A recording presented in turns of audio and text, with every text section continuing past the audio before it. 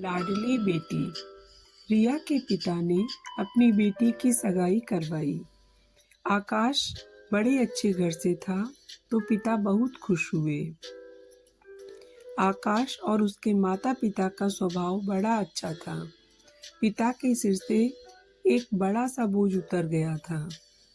शादी से कुछ पहले रिया के ससुराल वालों ने उसके पिता को खाने पे बुलाया। पिता की तबीयत ठीक नहीं थी, फिर भी वह मना नहीं कर सके। आकाश के घर वालों ने बड़े ही आदर सत्कार से उनका स्वागत किया। सबसे पहले उनके लिए चाय सर्व की गई। शुगर के कारण डॉक्टर ने उनकी चीनी बंद कर रखी थी। लड़की के पिता चीनी वाली चाय नहीं पीते थे, लेकिन लड़की के होने वाले ससुराल के घर में थे, इसलिए चुप रहकर चाय हाथ में ले ली।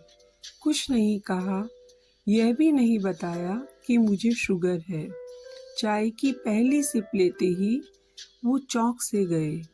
चाय में चीनी बिल्कुल भी नहीं थी और इलायची भी डली हुई थी। वो सोच में पड़ गए कि ये लोग भी हमारी जैसी ही चाय पीते हैं। फिर दोपहर में खाना खाया, वो भी बिल्कुल उनके घर जैसा ही था। दोपहर में आराम करने के लिए उनको 2 तकिए और एक पतली चादर दी गई। जब सोकर उठे तो उठते ही सौंफ का पानी पीने को दिया गया। वहाँ से विदा लेते समय उनसे रहा नहीं गया तो वो पूछ ही बैठे, मुझे क्या खाना है, मुझे क्या पीना है, मेरी सेहत के लिए क्या अच्छा है, ये सब आपको कैसे पता लग गया? तो बेटी की सास ने धीरे से कहा कि कल रात को ही आपकी बेटी का फ़ोन आ गया था। उसने कहा था कि मेरे पापा स्वभाव से बहुत सरल और सीधे हैं, बोलेंगे कुछ नहीं। प्लीज़ अगर हो सके तो आप उनका ध्यान रखिएगा। पिता की आंखों में वहीं आंसू आ गए। लड़की के पिता जब अपने घर पहुंचे तो घर के हॉल में लगी अपनी स्वर्गवासी माँ के फोटो से हार निकाल दिया।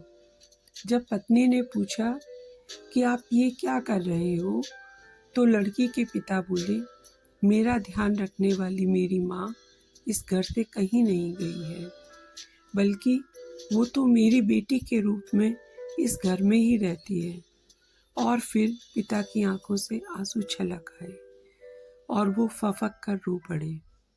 दुनिया में सब कहते हैं ना कि बेटी है एक दिन इस घर को छोड़कर चली जाएगी, मगर मैं दुनिया के सभी माँ बाप से ये कहना चाहता हूँ कि बेटी कभी भी अपने माँ बाप के घर से नहीं जाती, बल्कि वो हमेशा उनके दिल में रहती है।